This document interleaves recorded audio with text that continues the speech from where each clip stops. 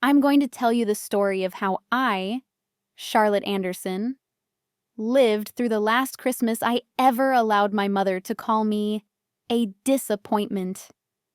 That day, the moment I opened the door to my parents' house in Milwaukee, before the smell of roasted chicken, cinnamon, and mulled wine could even reach me, I heard my mother's voice slice through the air like a knife.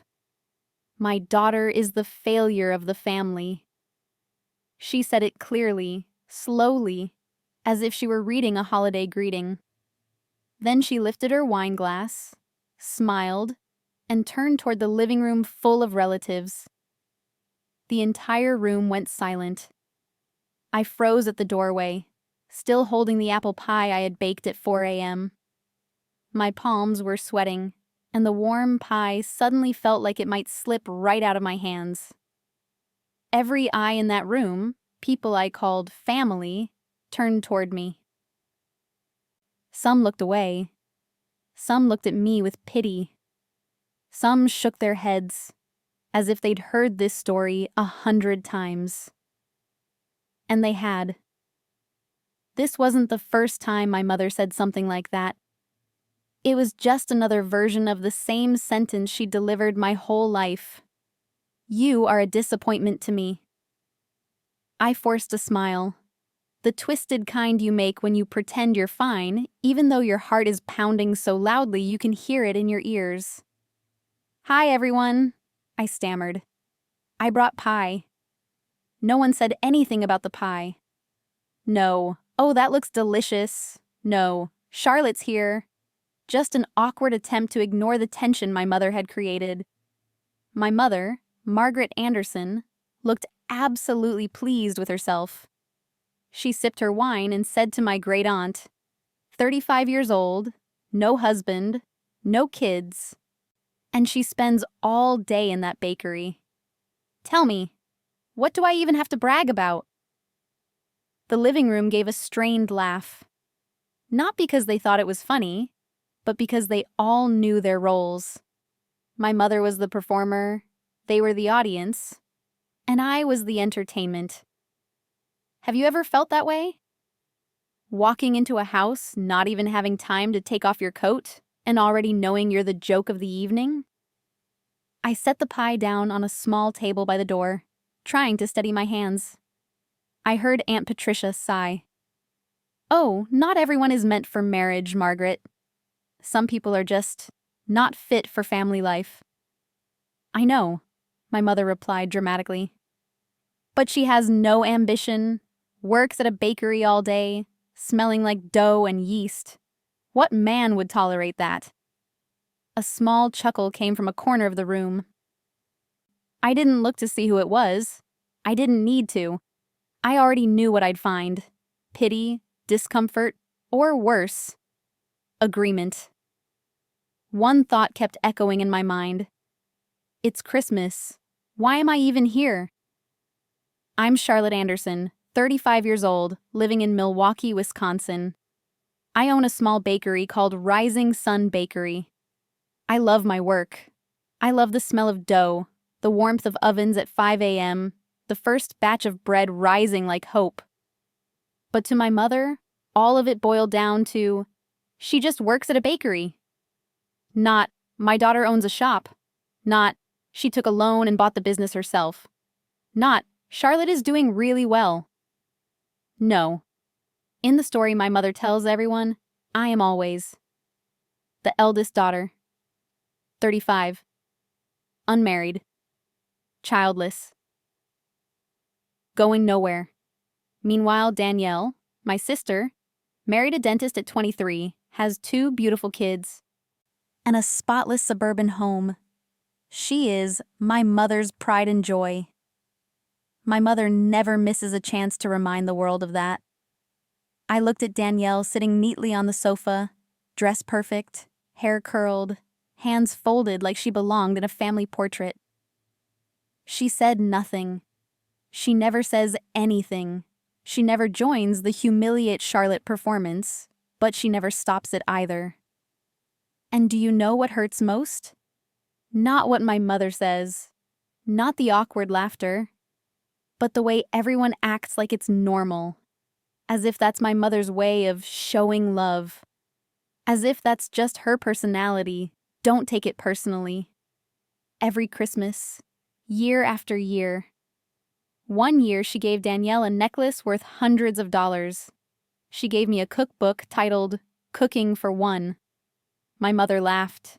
"It suits you perfectly." Everyone else laughed. I laughed too. Then I cried in my car the whole drive home. If you ask, why didn't you speak up? Why didn't you walk away sooner? I've asked myself those same questions.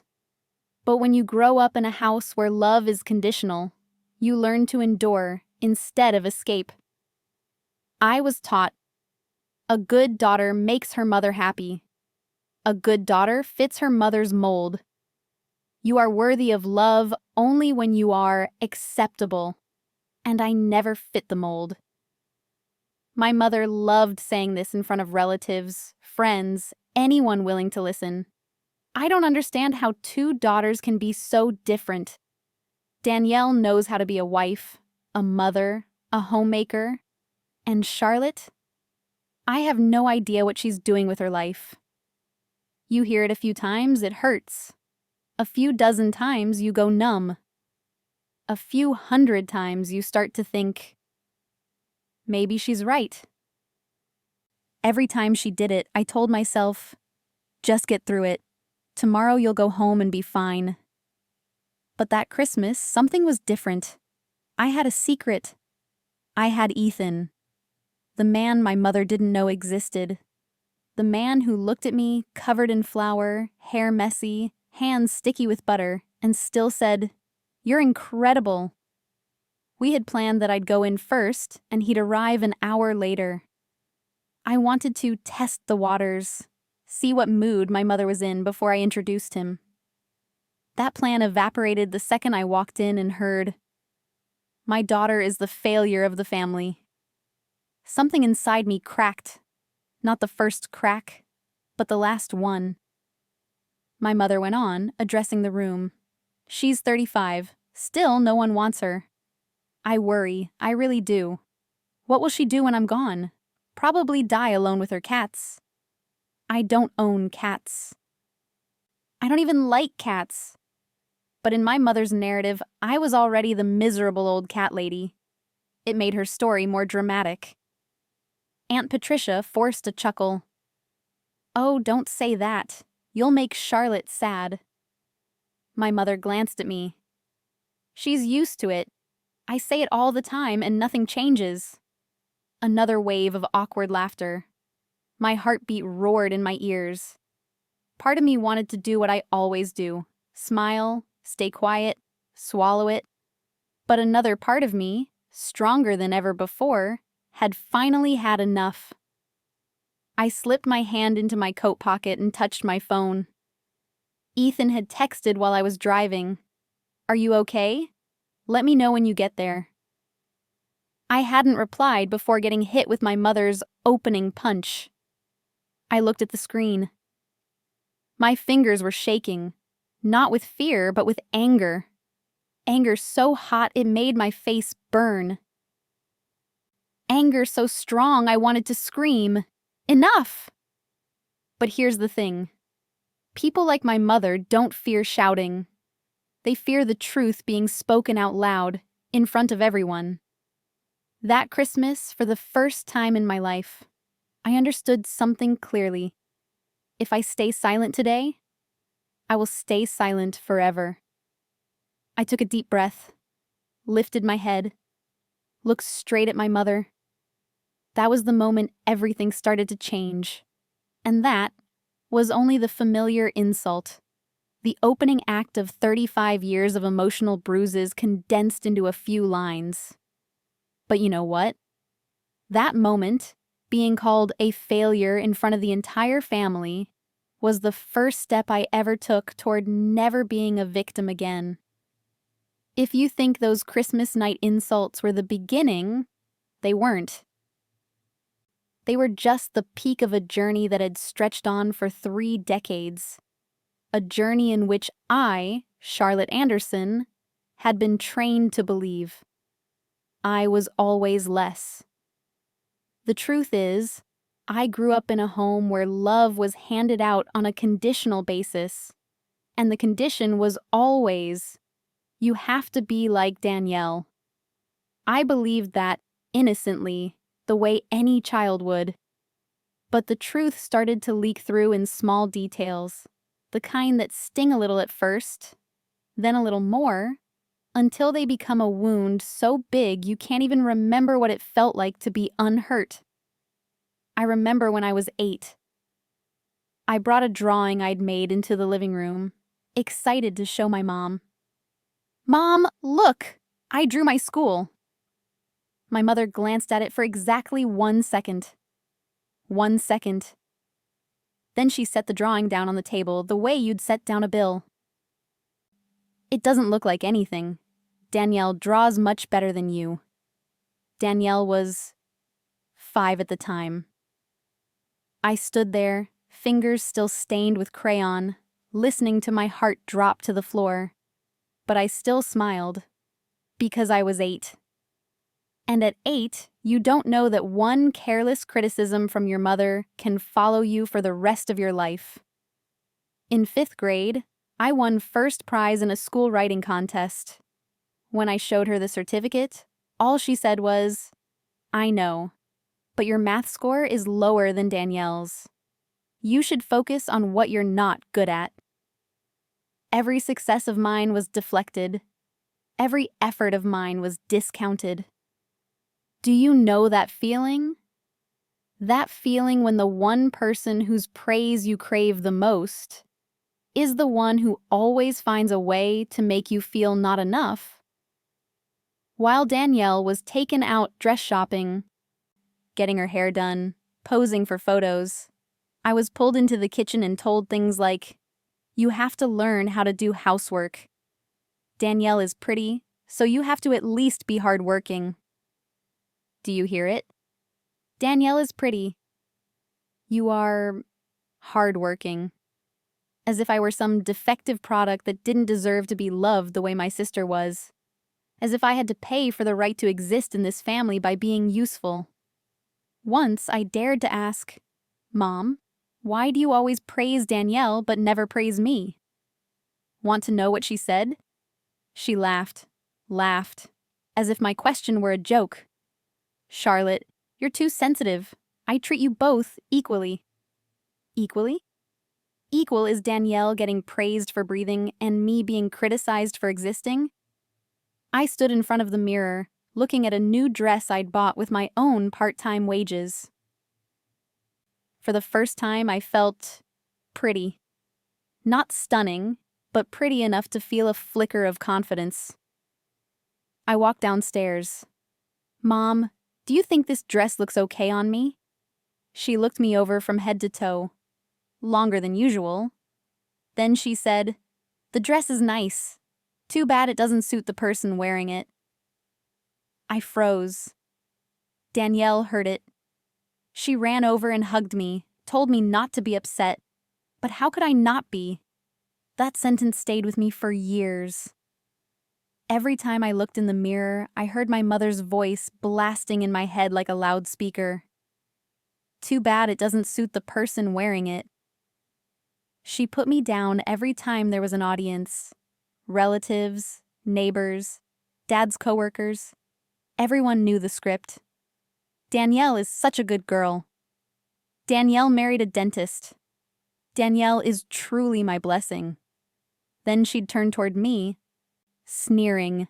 And Charlotte, she's still trying to find her path. Find my path? I wasn't lost in a forest. I was a daughter doing everything I could just to prove I deserved to be loved. I wanted to study art. I loved drawing, sculpting, creating beautiful things with my hands. When I told my mother, she dismissed it instantly. "No, those fields are for people who aren't smart enough for a real career." I asked, "Then what career should I have?" Without a pause, without a thought, she replied, "You can do whatever you want, as long as you don't end up worse than Danielle." There were times I thought my mother hated me. But what's even scarier is this. She didn't even realize she was destroying me piece by piece. No, she didn't do anything. She just got loved in a way I never did. But that alone was enough to push us apart. I loved her. I envied her. I resented her. And I hated myself for resenting her. How many people grew up in families where constant comparison killed the love between siblings? I believe there are many. Not good enough, not pretty enough, not worthy enough, not enough for my mother to be proud of. And the saddest part? I started to believe it was true. Do you know that feeling? That feeling of growing up always seeing yourself as a faulty photocopy? Constantly straining to earn the look your mother reserves only for Danielle? That was my entire childhood. A race where I never knew where the finish line was. A competition where the judge had chosen the winner from the very beginning. Silent when I was compared. Silent when I was criticized. Silent when I was humiliated. Silent when my achievements were treated like trash. Silent to keep the peace. Silent because I hoped she would one day change. I stayed silent so long that I forgot what my own voice sounded like.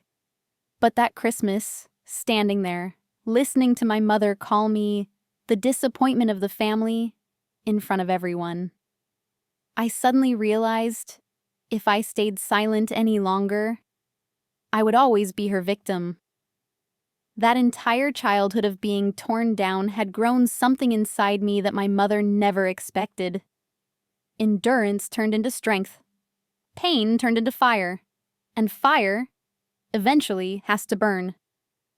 If someone asked me, what saved Charlotte Anderson from 35 years of being torn down by her mother?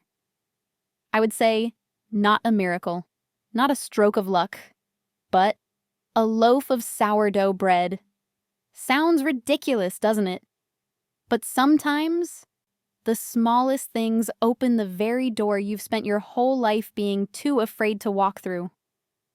As usual, I woke up at 4 a.m., turned on the kitchen lights, kneaded dough, checked the oven temperature. The tangy scent of fermenting sourdough filled the quiet air. A place where I always felt the safest.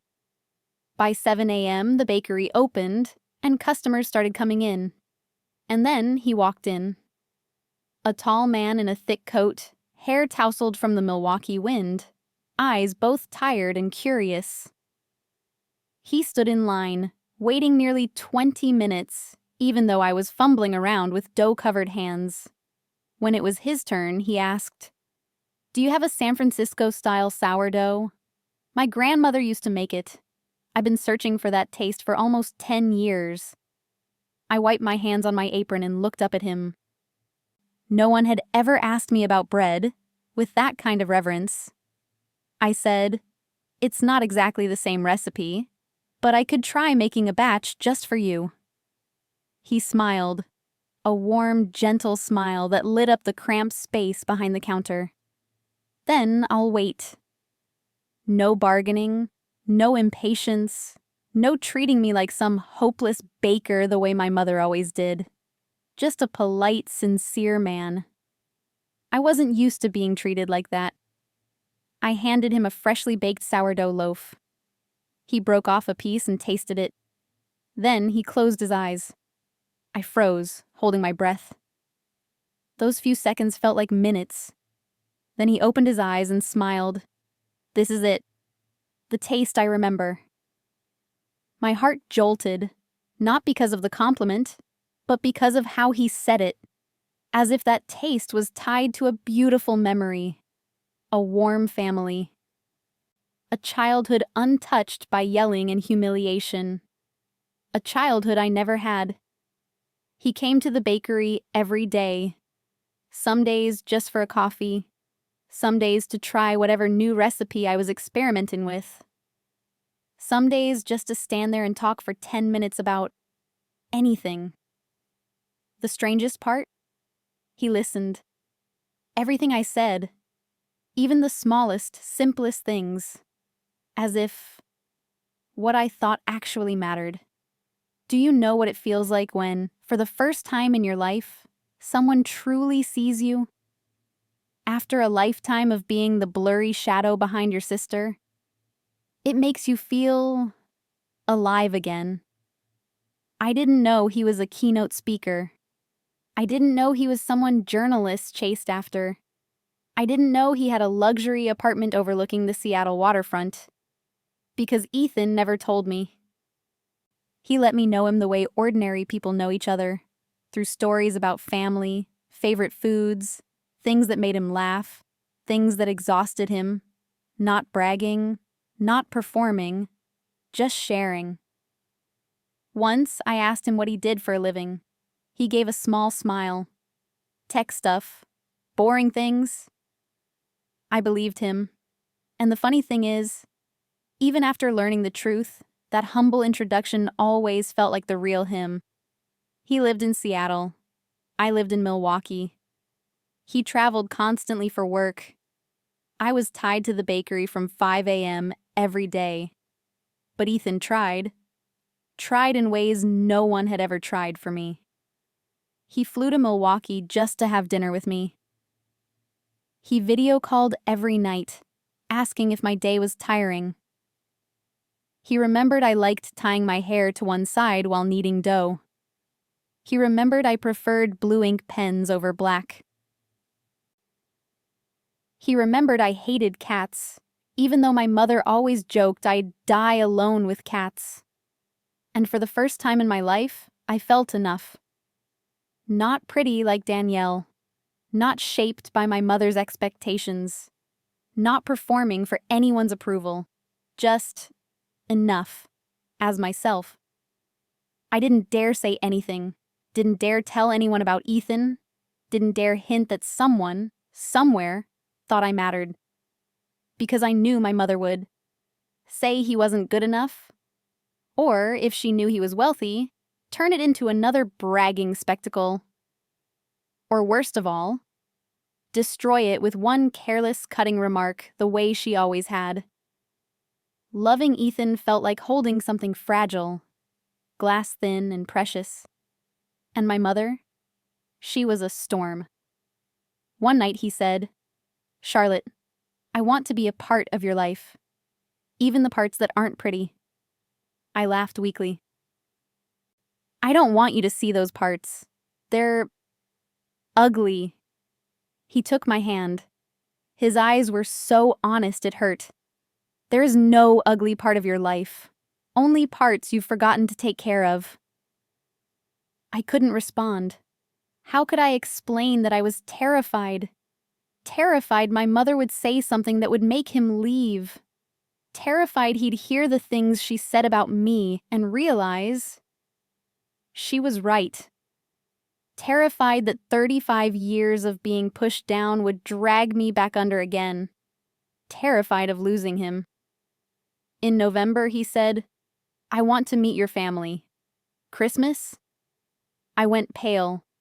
I tried to explain my family wasn't like his, that my mother wasn't like his mother, that I didn't want him to see the version of Charlotte my mother had sculpted over decades. But he said gently, "I want to meet the real you. Even the old wounds." He said it like those wounds didn't make me ugly, like they made me stronger. And in a moment of weakness, I agreed. That Christmas, I promised to bring Ethan home. Not because I wanted to introduce him, but because I had forgotten something important. My mother doesn't lose, not even to my happiness. I made a careful plan. I'd go in first. Ethan would arrive an hour later. I'd gauge my mother's mood, but the plan shattered the moment I walked in and heard, "My daughter is the failure of the family."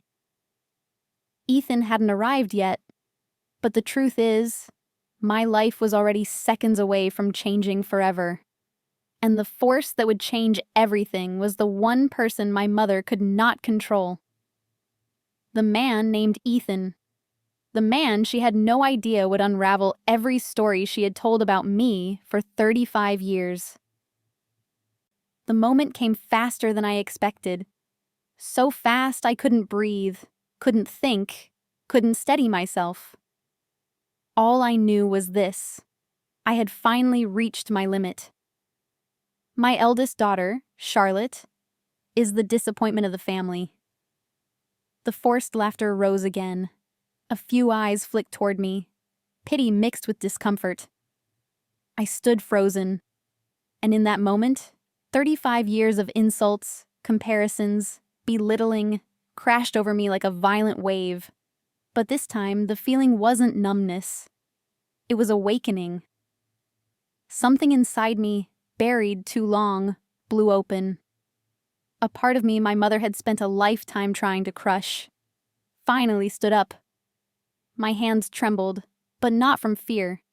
From anger. Anger too sharp to hide anymore. I looked straight at my mother, for the first time in years, truly looked at her. Not as a child begging for affection, but as an adult who had had enough. I said calm. Shockingly calm even to myself. "You're right." The room went dead silent. My mother frowned. She wasn't used to being answered. I was supposed to be quiet. I was supposed to bow my head. But not today. I repeated, "You're right. You don't know anything about me."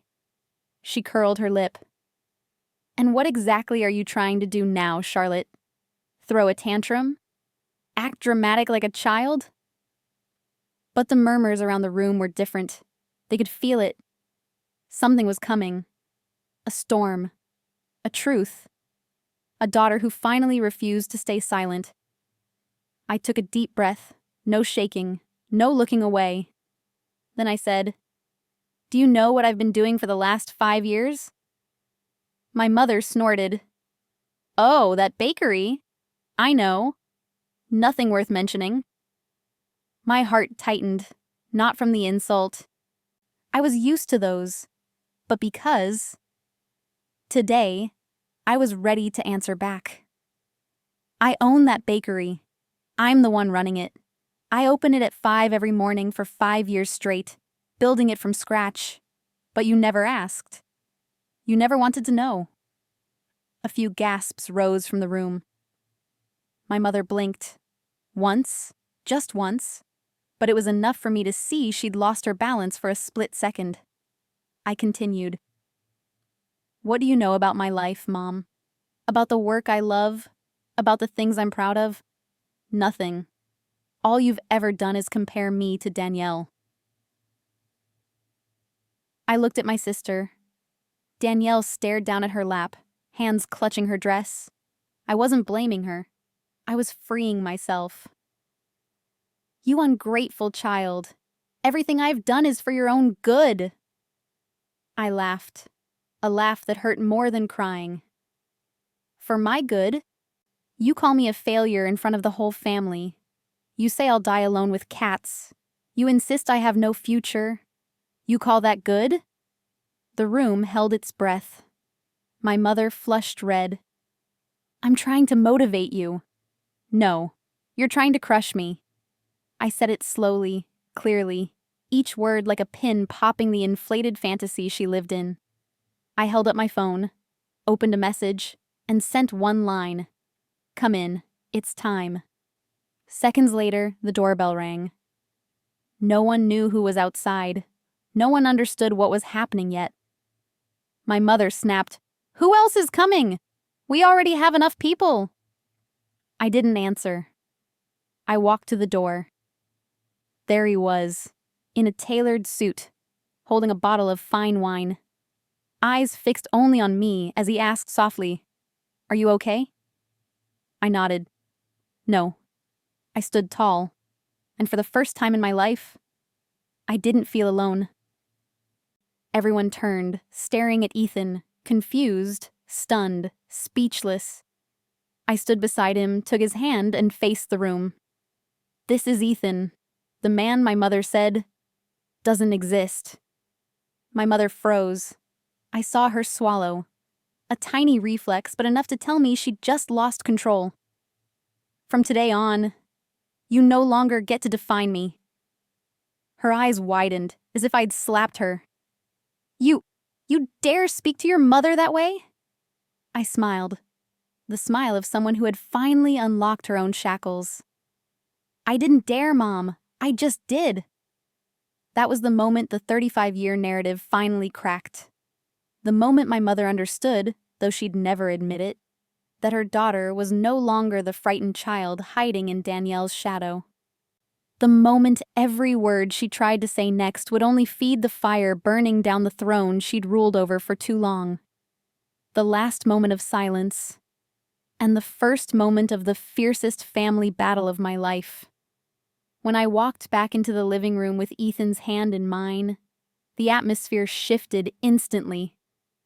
Not because of his suit, not because of the expensive wine he carried, not because of the quiet confidence he radiated, but because, for the first time, I wasn't alone. I stood beside him, no lowered shoulders, no shrinking posture, no avoiding anyone's gaze, and for the first time in my life, I saw my mother, confused. She looked at our interlocked hands, at his suit, at the gentle but sure look he gave me. Then she forced out 3 words. Who is this? Not curiosity, not happiness for her daughter. It sounded more like, what is this thing doing here ruining the story I've been telling? I smiled. Mom, this is Ethan. Ethan nodded politely, calm as ever.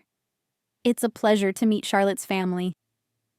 The room went so quiet I could hear the clock ticking. Charlotte, you bring a stranger to Christmas without telling me? Have you lost all respect for this family? Ethan's hand tightened around mine, not in anger, but in recognition. He was beginning to understand everything I'd tried to warn him about. Before I could speak, my mother turned to him, her voice sharp. And what do you do for a living? Everyone in the family knew this routine, my mother's test. If the job wasn't good enough, she'd sneer. If it was normal, she'd mock. If it was impressive, she'd find a way to diminish it. Nobody ever passed her test. But Ethan was not nobody. I work in tech, ma'am. My mother raised a brow. You mean, you fix computers? Someone in the back choked on a laugh. I wanted the floor to swallow me, but Ethan didn't flinch. No, I run a software company. I founded it 12 years ago. My mother waved a dismissive hand. Oh, nowadays anyone can start a company. People make them for fun. How successful can it really be? Before I could respond, a voice from the sofa cut in. Wait, which company? Uncle George, hospital administrator for nearly 20 years, sat up straight when Ethan said the name. His entire expression changed. He stared at Ethan as though a magazine cover had just walked into the room. You're Ethan Brooks? That Ethan Brooks? Your company provides the management software for all 3 of our hospital systems. The room erupted in whispers. I stood frozen. Not because Ethan's identity was revealed, but because for the first time, I saw fear in my mother's eyes. So, your company is that big? She asked, voice trembling. Ethan gave a modest smile, as if it were no big deal. It's not that large, just a few hundred employees.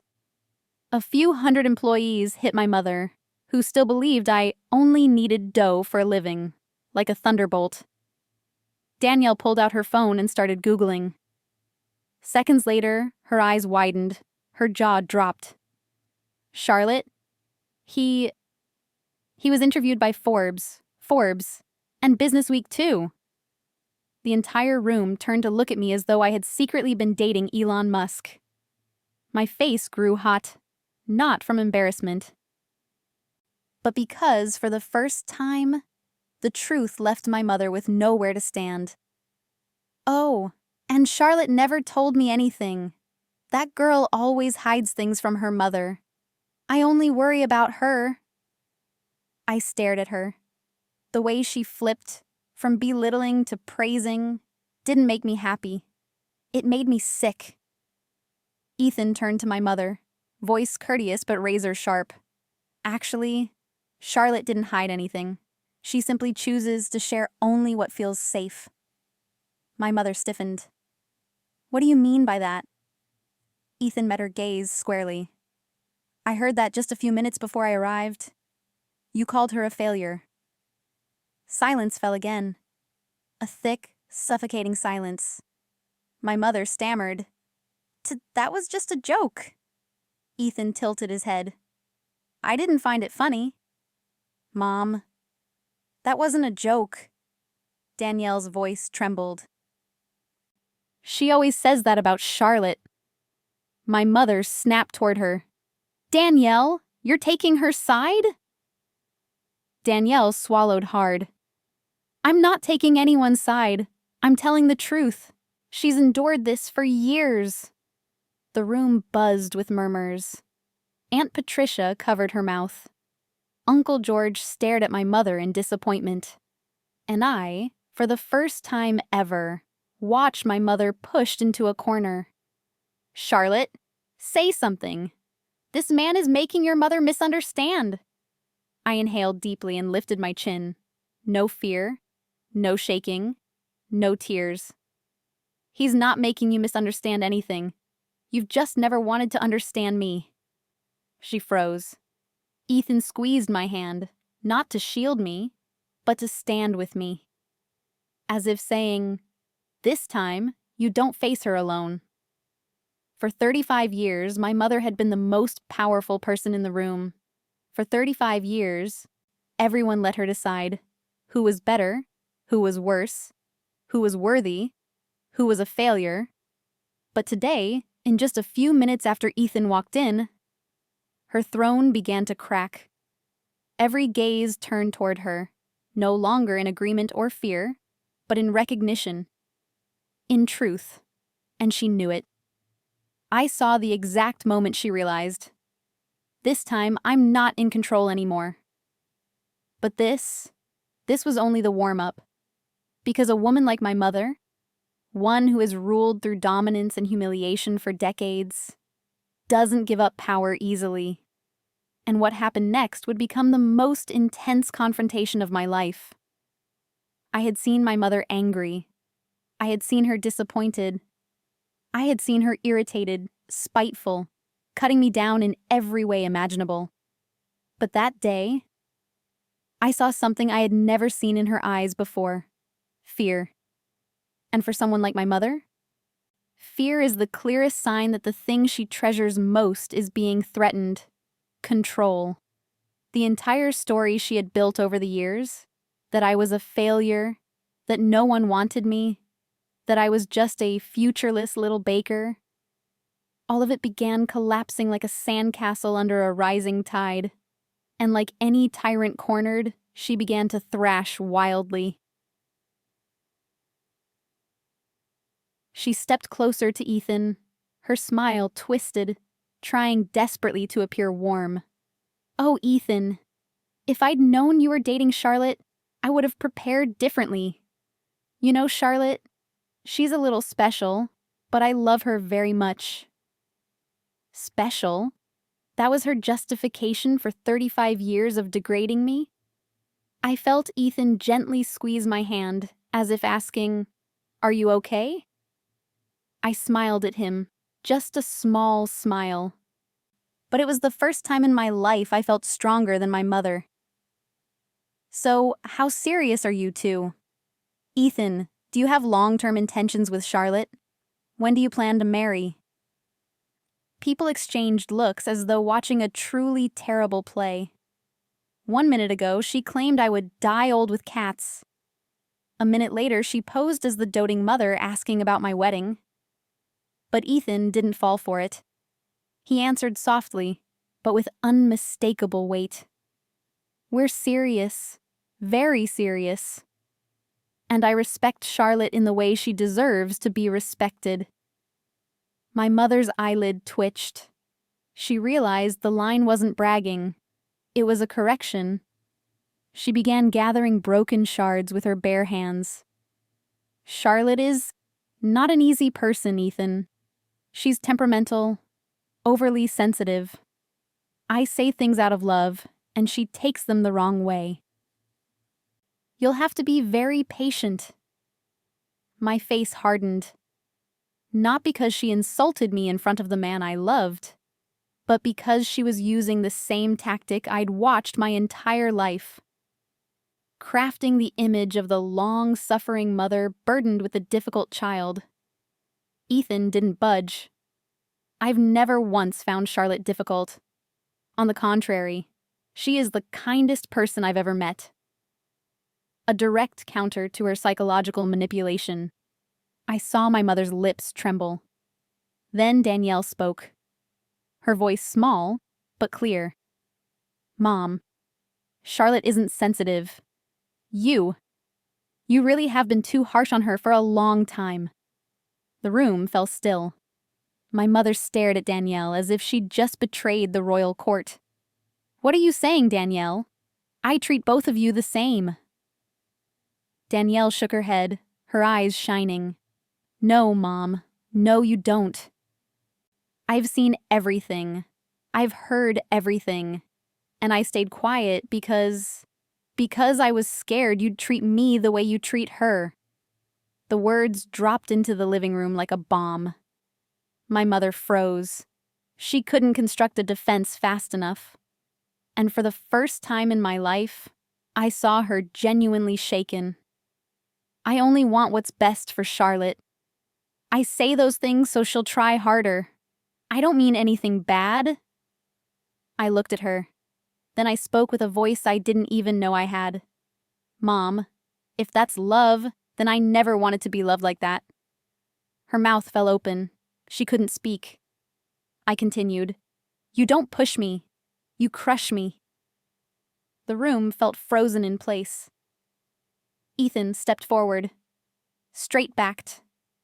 Voice low, calm, unmistakably firm. Mrs. Anderson, I don't know if you mean to or not, but the things you say to Charlotte, they're not love. They're degrading. And I won't allow anyone to speak about her that way anymore. My mother went pale. Danielle raised her hand to her mouth. Uncle George nodded firmly. Aunt Patricia exhaled like someone finally hearing the truth. And I, for the first time in my entire life, felt protected, felt valued, felt like I was standing beside someone who didn't just love me, but stood for what was right. So all of you are turning against me? What did I do wrong? I sacrificed my whole life for this family. A familiar tactic, switching herself into the victim. But this time, it no longer worked. No one rushed to comfort her. No one defended her. No one stood on her side as they always had. They looked at her with the eyes of people who had finally seen the truth. This wasn't about defeating my mother or defeating my past. This was about defeating my fear, the fear that had imprisoned me for 35 years. I stood up and took Ethan's hand. We're leaving. I don't need to stay in a place where humiliation is considered a holiday tradition. The room stayed silent. No one tried to stop us. My mother stood there, breathing hard, lips trembling, eyes blazing, like someone watching the collapse of the empire she'd ruled for decades. And she was right. Her power had ended. When I took Ethan's hand and walked out of the living room, I thought it was over. I thought my mother would stand there stunned, swallowing a humiliation she had never tasted before. I thought she'd be silent. But no. Margaret Anderson does not understand silence. Especially not when her power is being threatened. Charlotte. Get back here. I stopped. Not because I was afraid, but because my body had been trained for years to respond to that voice. Ethan looked at me. I could see the worry in his eyes, but he let me choose. I turned back, and there she was. A woman standing in a crowded room, yet completely alone. A woman who could not accept that, for the first time in 35 years, no one was obeying her anymore. You are destroying this family. You're letting an outsider, a man, control you. You think he loves you? He only feels sorry for you. The room froze. That wasn't an insult anymore. That was venom. I let out a small, cold laugh. For the first time in my life, her words didn't slice into me. Mom, the only person who controlled me for 35 years was you, not Ethan. She gasped. You dare talk to me like that? I sacrificed my whole life for you. I asked. What is sacrifice, Mom? Telling strangers I'm not good enough? Using Danielle's success to push me down? Turning me into the family joke? Her face drained of color. She hadn't expected this. She expected tears. She expected apologies.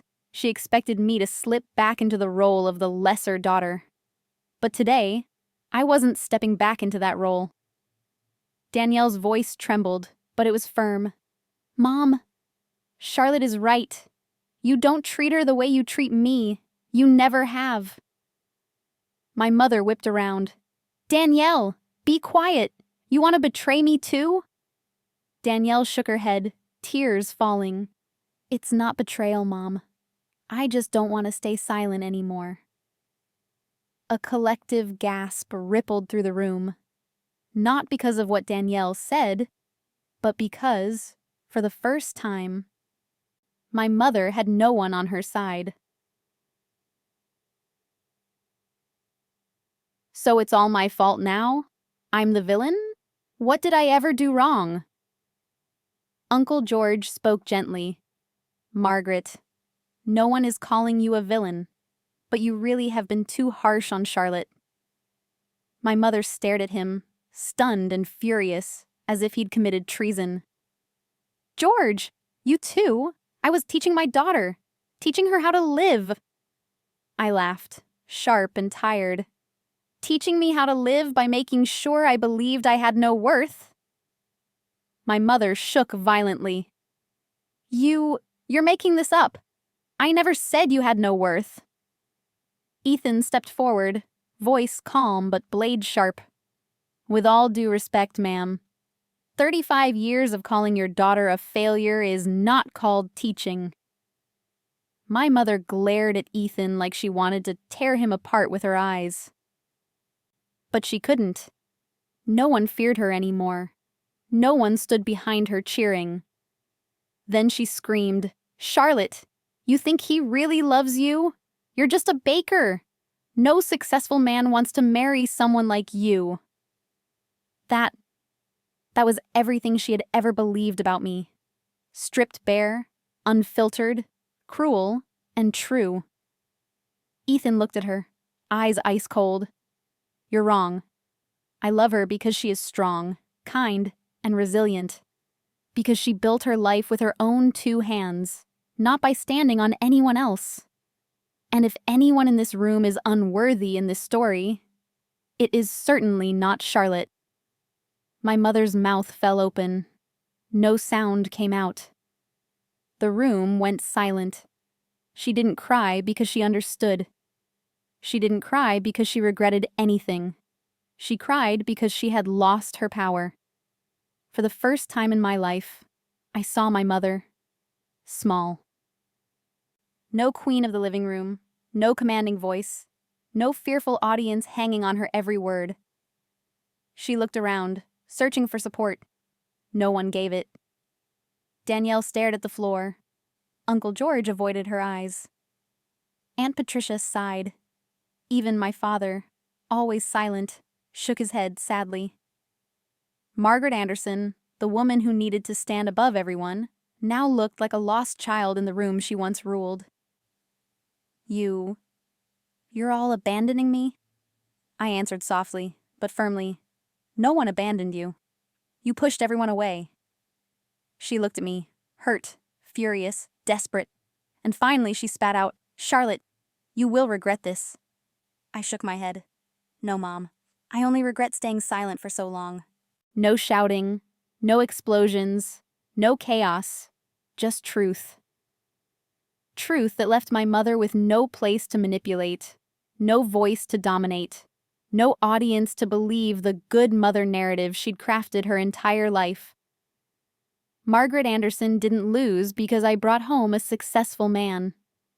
She didn't lose because Ethan appeared. She didn't lose because of money or status or reputation. She lost because everything she had planted for 35 years was finally spoken aloud in front of everyone. She lost because of the truth. When my mother screamed her last line, "Charlotte, you will regret this," the room fell into a thick, heavy silence that could have been sliced open. Not a silence of respect, not a silence of love, but the silence of a fallen regime. I looked at my mother, no longer trembling, no longer afraid of being labeled ungrateful, no longer aching for a compliment she would never give. I saw only a woman drowning in the darkness she built for herself. I pressed my lips together, then spoke the sentence I knew would close an entire chapter of my life. "No, Mom, I won't regret this. I only regret letting you hurt me for so long." My mother opened her mouth, ready to protest, but no one wanted to hear it anymore. Not because they hated her, but because they were exhausted by the performance she had forced them to watch for decades. Ethan didn't say a word, but his eyes asked, "Are you sure?" And I was. More sure than I had ever been. I looked around the room, meeting each face. Aunt Patricia, her eyes sad but relieved, like someone who finally saw truth spoken aloud. Uncle George, offering me a small nod, the kind of respect no one in this family had ever given me.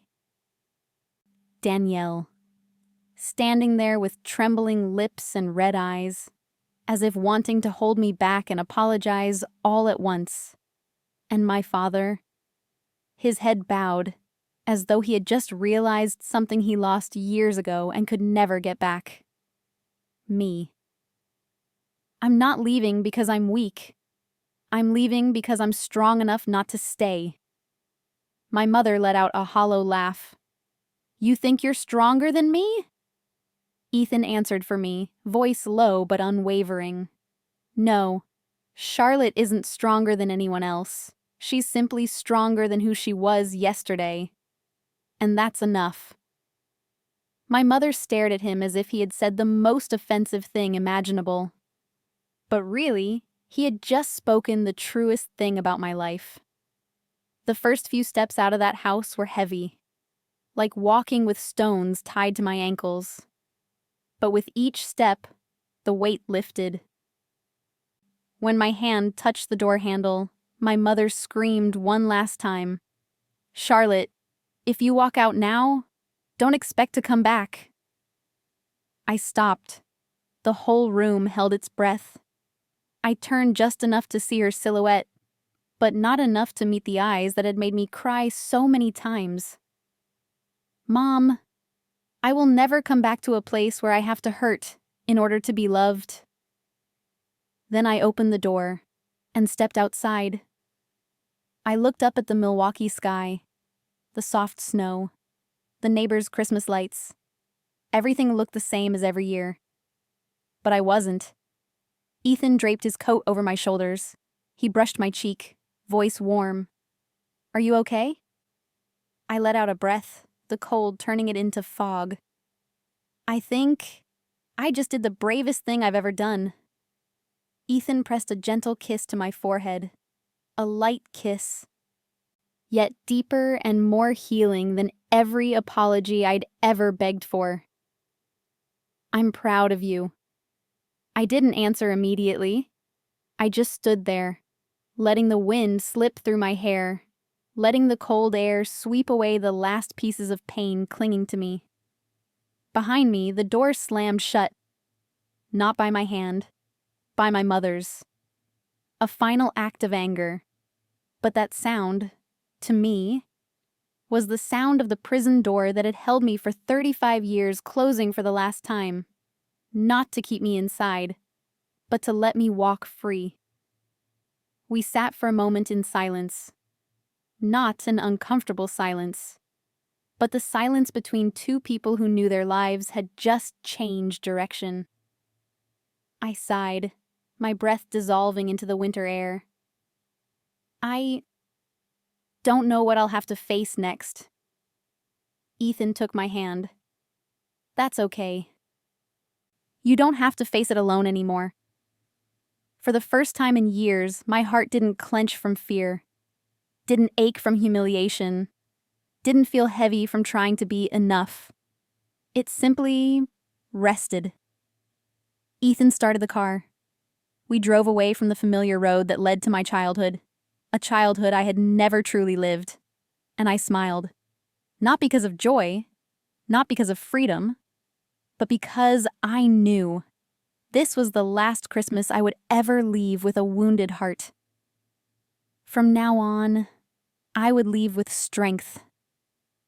I thought that after that Christmas night, I wouldn't hear from my family for a long time. I thought Danielle, the golden child, the daughter who had never stood up for me, would stay silent, the way she always did. But the very next morning, while I was cleaning up the bakery, my phone buzzed. Danielle was calling.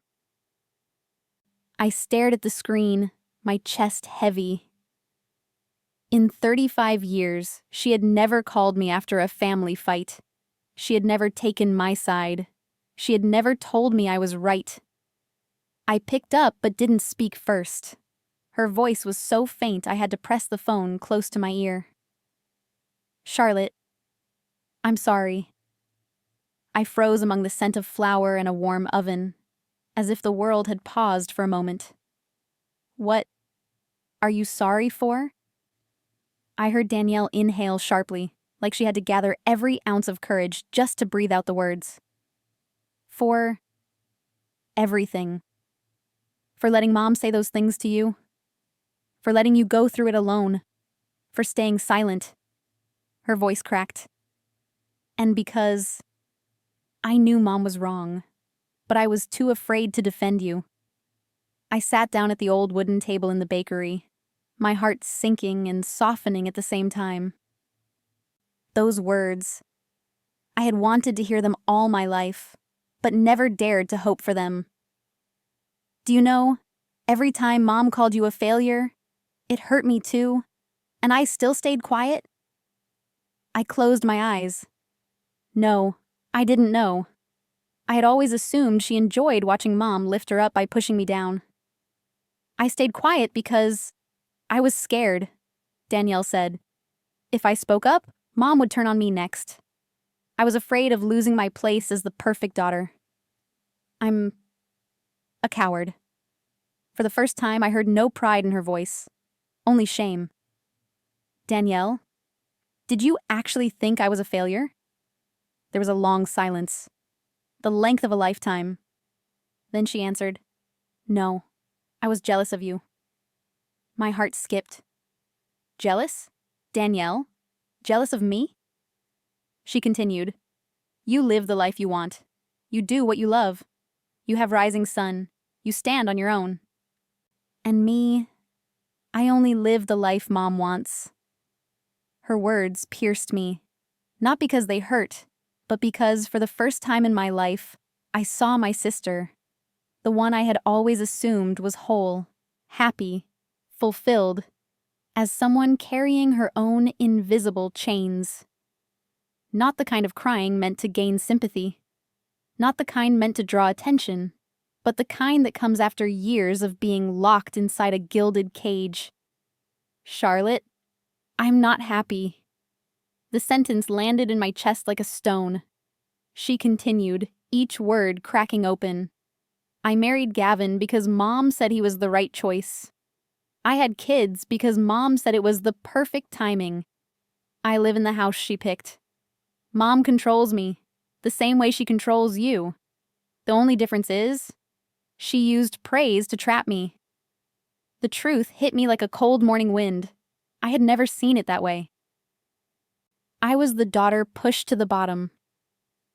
Danielle was the daughter held so high she wasn't allowed to climb down. We were both victims, in different ways. Yesterday, when you stood up to Mom, when you walked out without crying, it was the first time in my life I saw you. Free. I closed my eyes, feeling my tears spill before I noticed them. And I realized, I want that. I want to be free too. In a life ruled by our mother, those words sounded like a declaration of liberation. So you called to apologize, or to ask for help. Danielle answered immediately, without hesitation. Both.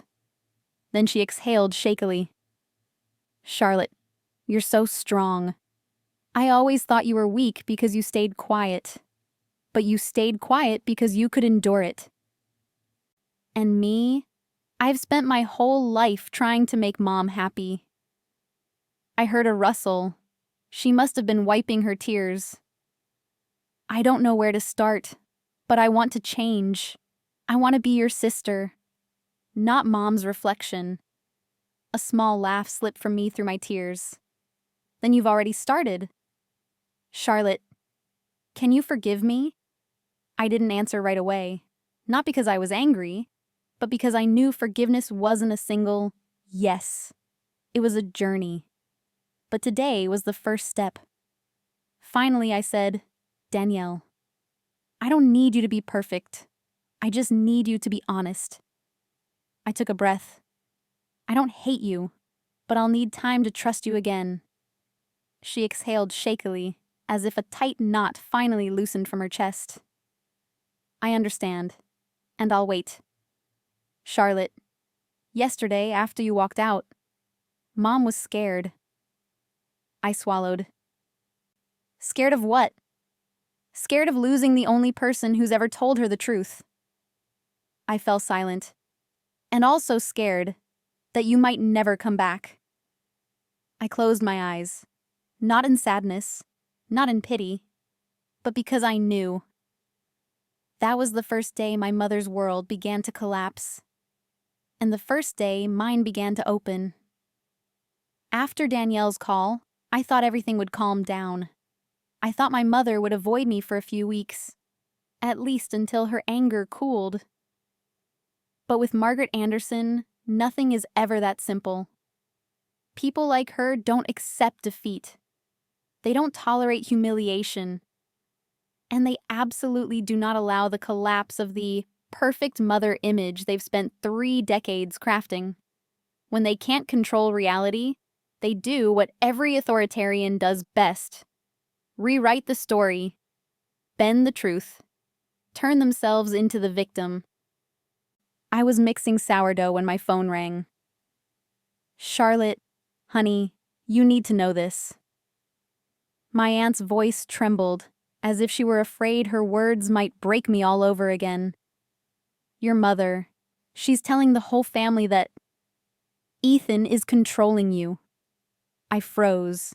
Dough stuck to my hands. My heart squeezed tight. What? She says he's isolating you from the family, that you ran out of the house on Christmas because Ethan forced you to fight back. I let out a short laugh, one that sounded more like a choke. Sharp, bitter. Ethan, the man who held my hand so gently, who asked a dozen times if I was okay, was now being painted as some dangerous manipulator? Aunt Patricia sighed. She's crying, Charlotte, telling people you've been brainwashed, that Ethan's only after the family money. My jaw dropped. The money? We don't even have money.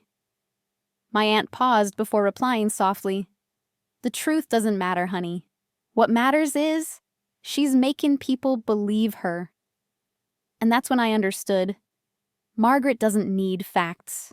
She only needs an audience. Another call came in. Charlotte, your mom is telling people Ethan is a scam artist. You should know. Then a cousin called. Your mom just posted on Facebook something vague about you being taken away by a dangerous man. I sat there, stunned, caught somewhere between laughing and crying.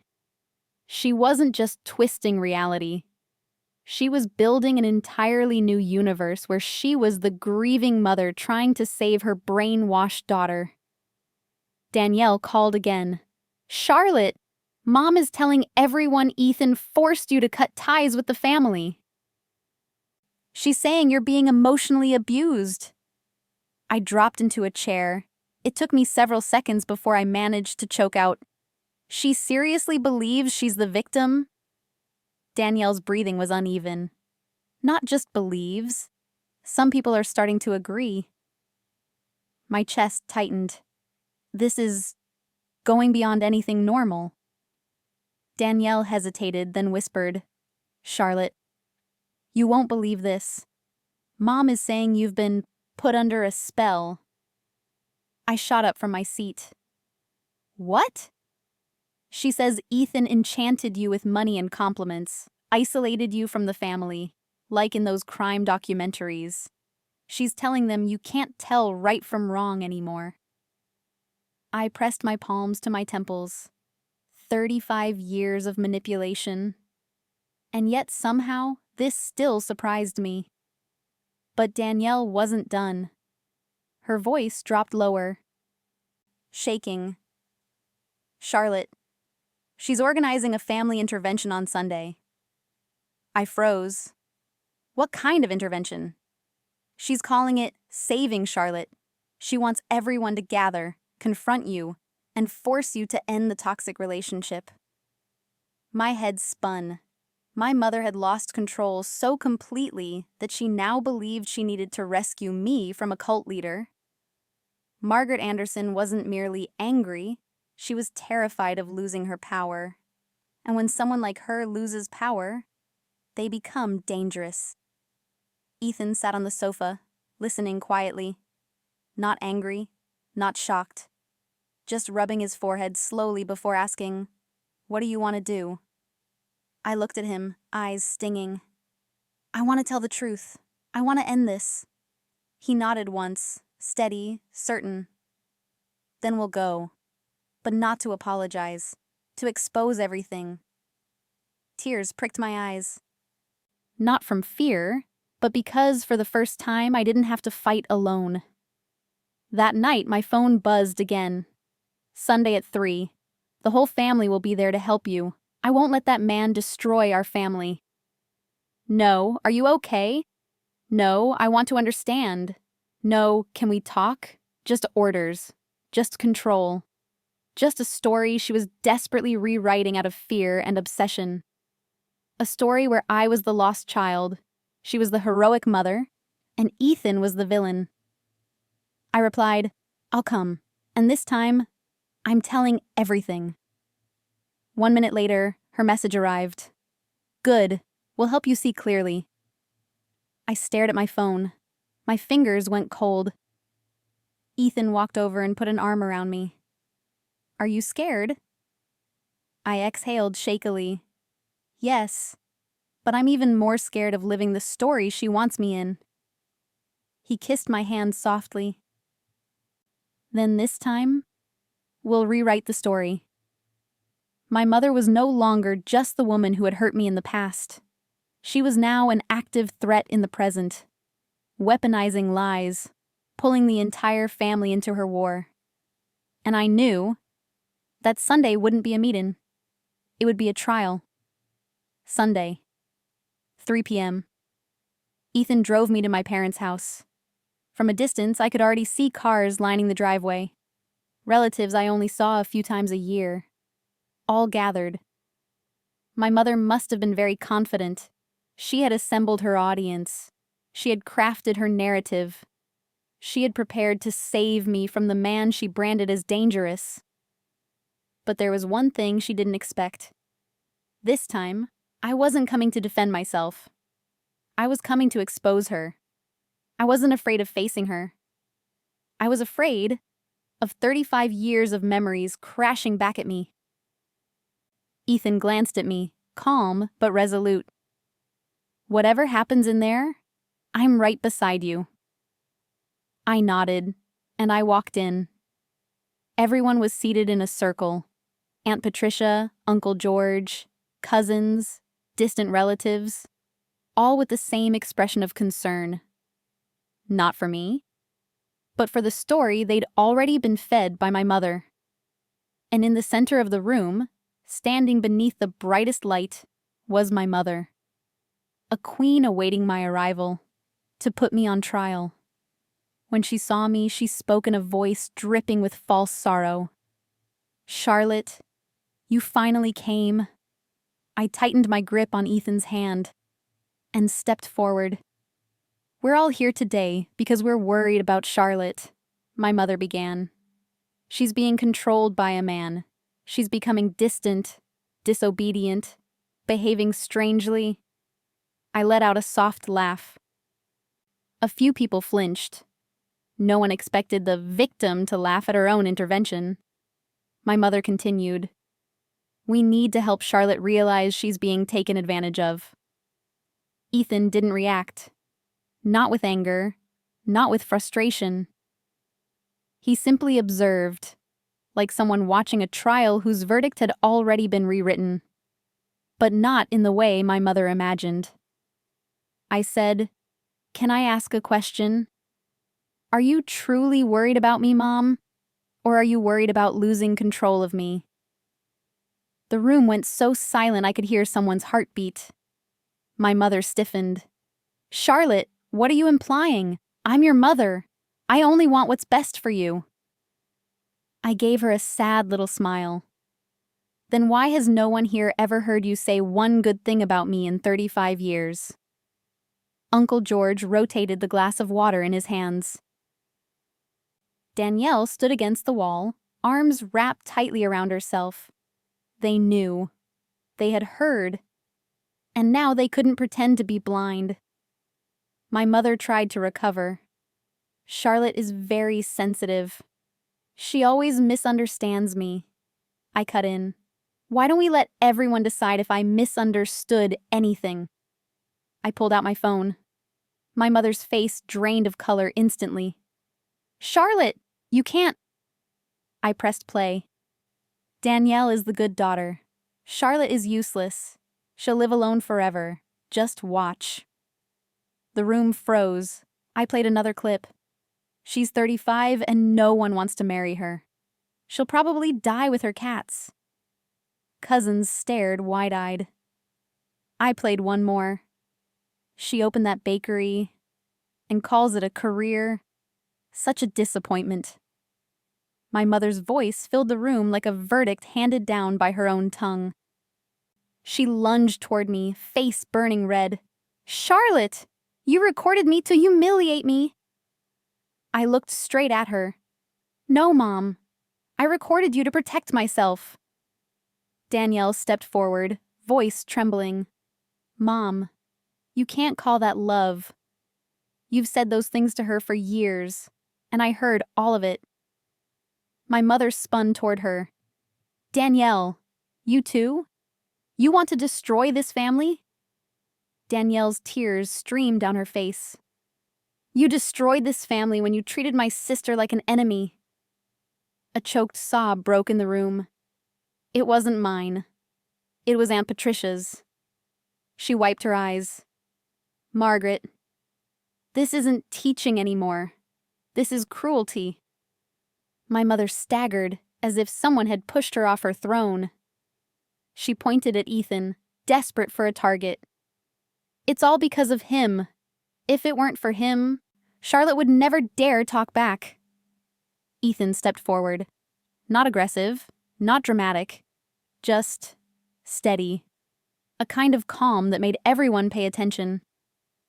"Mrs. Anderson," he said gently, I didn't change Charlotte. I just helped her see what everyone in this room already knows. You've been hurting her for far too long. My mother shook with rage. You, stop talking. You don't understand this family. Ethan nodded once.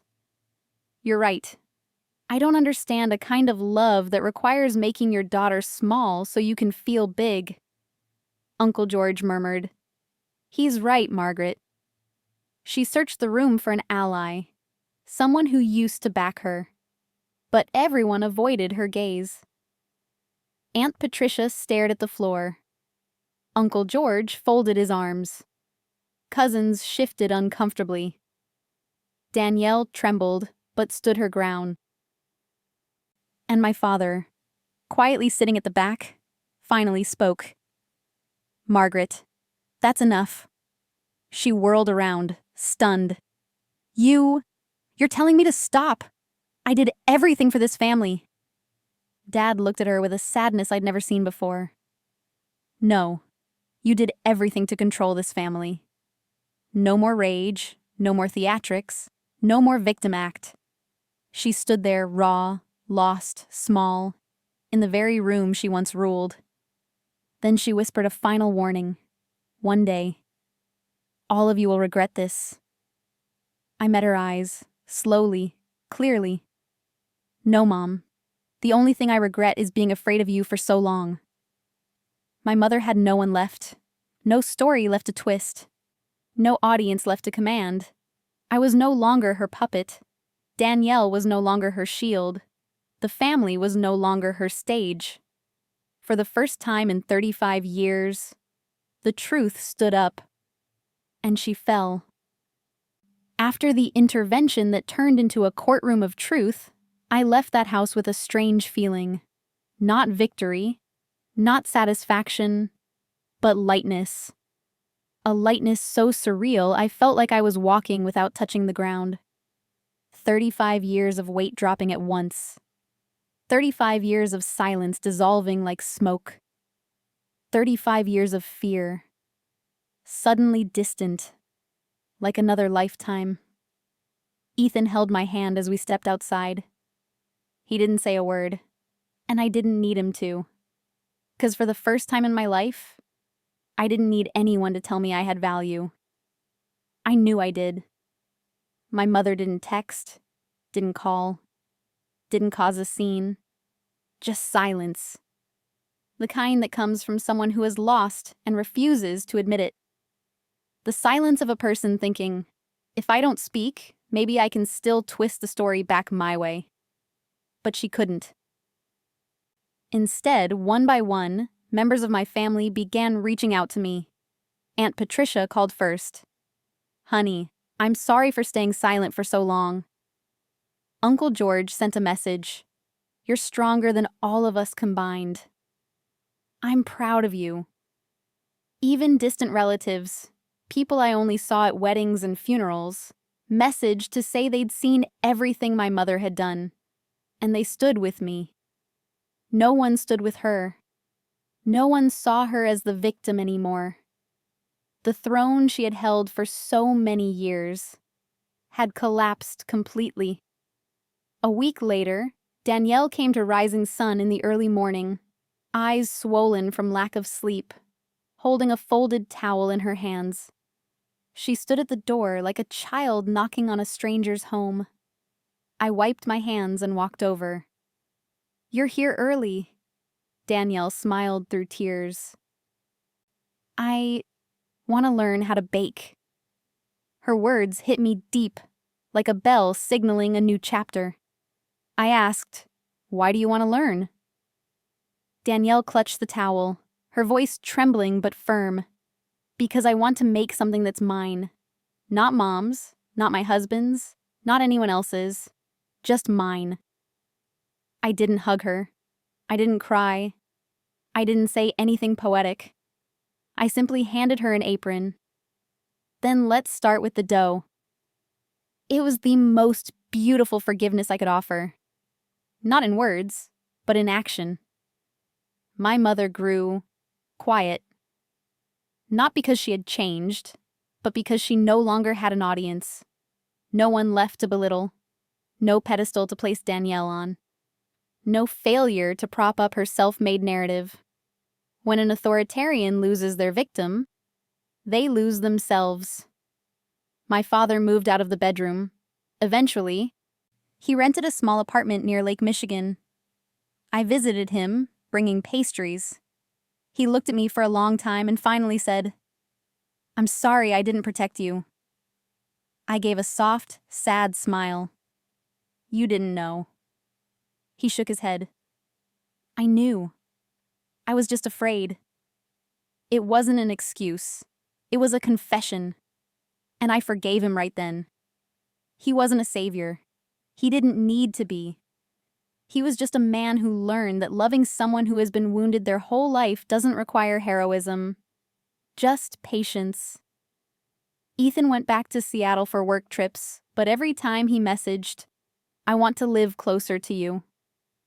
One early spring evening, when the snow had just melted, Ethan placed a small box in my hand. Not a ring. A necklace with a rising sun pendant. "For rising sun," he said, "and for your new life." I laughed as tears fell onto his hand.